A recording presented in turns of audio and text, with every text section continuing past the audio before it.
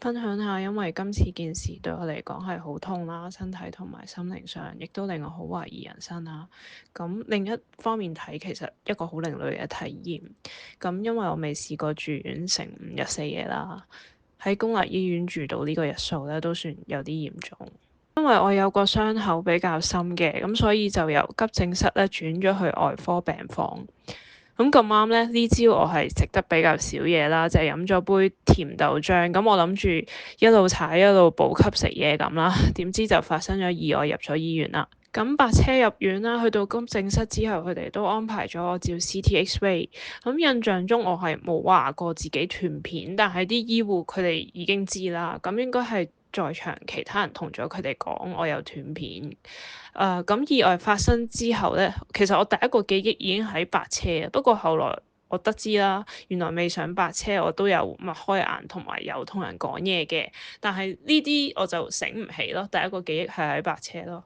下晝上到病房，咁一路就等醫生嚟睇個傷口，同埋等洗傷口咯，手腳嘅擦損。望電話發現我呢件事原來好多人都知啦，咁我就拍咗條片去簡單交代下啦。因為6點幾開始覺得好啲，全日冇食嘢，好肚餓啦，咁就吊住呢包糖水，咁仲研究咗佢一包有幾多卡路里。好諷刺，嗰條片頭2個鐘嘅觀看人數係破晒我全部片嘅記錄咯，係攞第一咯。原來夜晚官立醫院病房係唔會熄晒啲燈，咁第二朝繼續唔俾食嘢啦，就吊鹽水。今次咁佢係糖水、鹽水、梅花間竹咁間住吊嘅。原來住公立醫院咧係唔俾用佢啲插蘇嘅，咁要自己帶充電寶咯。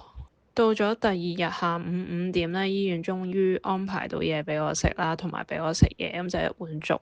不過你睇幅圖嘅左邊，其實我都偷食咗條包，太肚餓啦，實在。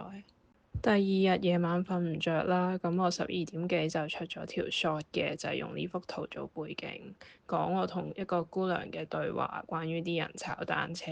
因為我部高三又帶到入院啊嘛，連埋個人，咁第3日咧，我終於自己心理上可以睇翻啲片啦，咁就剪咗條 R18擺上 YouTube 咯。第3日晚餐，醫院終於俾肉我食啦，太感動！我覺得呢兜肉超好食，我係食晒佢㗎。發生呢件事，咁我會成日諗係咪發緊夢？點解呢啲嘢會發生喺我身上之外，都有好事發生嘅？即係例如我屋企人咧，佢勁少會搣橙俾我食咯，咁終於享受到呢個待遇。另外有傷口嘅關係，一路都唔可以沖涼洗頭，咁覺得好唔舒服啦。咁好感恩有個車友話俾我聽，可以問姑娘攞依啲洗頭帽咯。咁佢類似一個乾洗嘅效果咯。咁出到嚟之後，我發覺都有等於真係洗頭大概60%嘅感覺，咁舒服好多嘅係。呢日嘅早餐又係完全冇蛋白質咁滯。探病時間有人揾係好幸福嘅事。咁多謝 Wasabi 佢準備咗雜花好靚啦，同埋請我食蕉啦。其實啲蕉我問佢嘅，因為呢段時間就食軟嘢好啲咯。另一日就好開心，有1000請我飲杯靚咖啡。住院呢幾日其實都好好彩，因為我一路都有個同房，就係呢位婆婆啦。咁佢好好啦，日日都同佢傾偈，都覺得好開心、好樂觀嘅佢係。咁同埋啲姑娘都好好，都有同佢哋傾偈，但係佢哋就真係唔方便影相咁樣咯。